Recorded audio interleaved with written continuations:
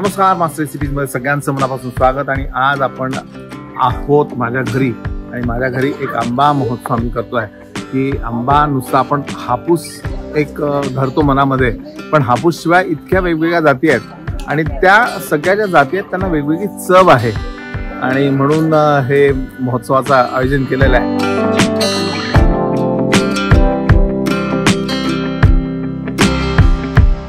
आज आम्ही सगळेजण विष्णू मनोहरांकडे त्यांच्या घरी आलेलो आहोत आंबा महोत्सवामध्ये भाग घ्यायला आणि खूप प्रकारचे आंबे आम्ही खाल्ले। आणि जसा हापूस हा आंब्यांचा राजा आहे तसाच विष्णू हा मनांचा राजा आहे, लोकांचा राजा आहे।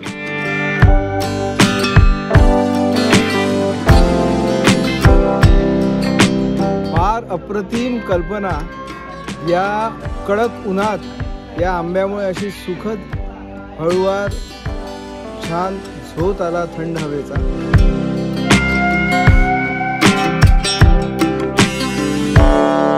विविध प्रकारचे वेगवेगळ्या प्रकारचे आंबे, त्यांच्या प्रजाती इथे आपल्याला बघायला खायला चाखायला मिळाल्या। डायबेटिक लोकांसाठी पण एक चांगला आंब्याचा इथं पदार्थ आणला होता प्रवीण भाऊंनी, तो पण आम्ही एन्जॉय केला।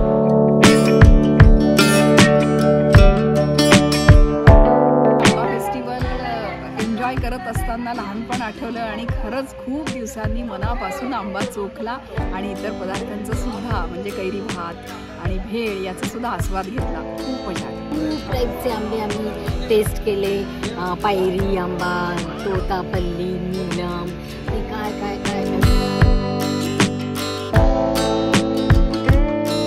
इन्होंने जो आम आदमी के लिए पार्टी रखी आम की, वो बहुत मजा आया।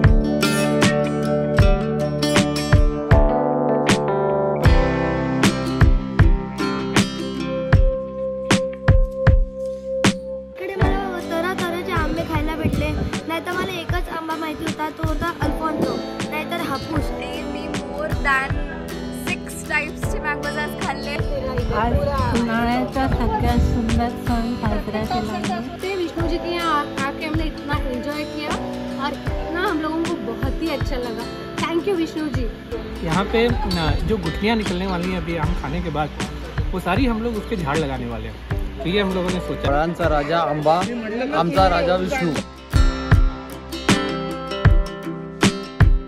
एकदम सॉलिड आणि सॉलिड।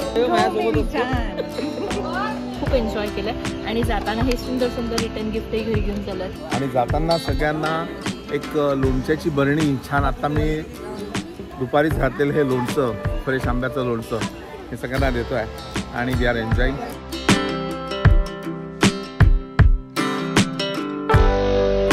पेवंदी, लंगडा, चौसा, सेंद्री, केसरी, गोटा, लाली हे सगळे आंबे आम्ही टेस्ट केले। तुम्ही काय काय केलं यातलं कमेंट बॉक्समध्ये टाका आणि आता फेस्टिवल तुम्हाला बघून कसं वाटलं ते मला नक्की कळवा आणि कळवल्यानंतर हा फेस्टिवल तुम्ही सुद्धा घरी अरेंज करा ना।